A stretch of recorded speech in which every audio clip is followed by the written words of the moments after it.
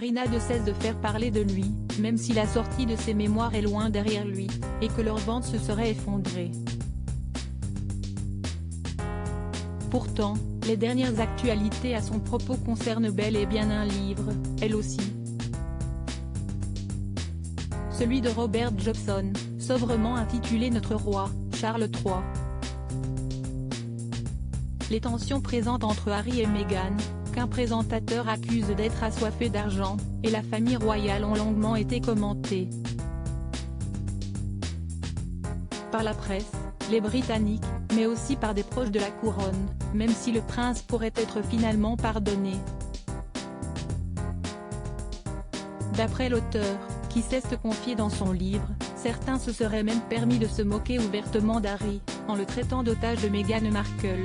Il y a eu un moment où les responsables ont plaisanté sur le fait qu'Harry était victime du syndrome de Stockholm et qu'il était l'otage de Meghan, mais maintenant, la plupart ont juste l'impression qu'Harry a tourné le dos à tout ce qu'il a connu, a rapporté Robert Jobson.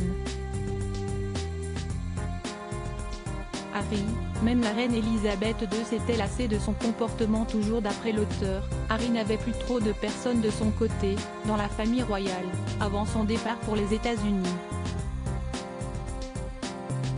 Pas même la reine, qui pourtant lui apportait un profond amour depuis toujours.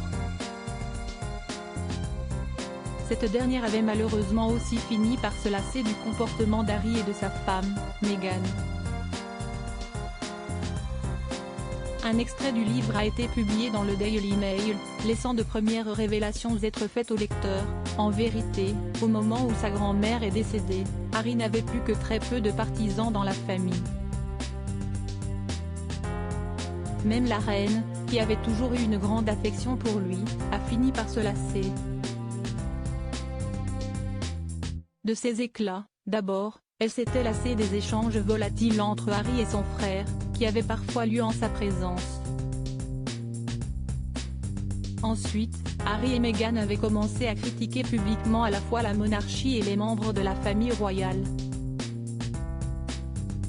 À ce moment-là, la reine a été franchement mystifiée par le comportement du couple, le décrivant comme assez fou.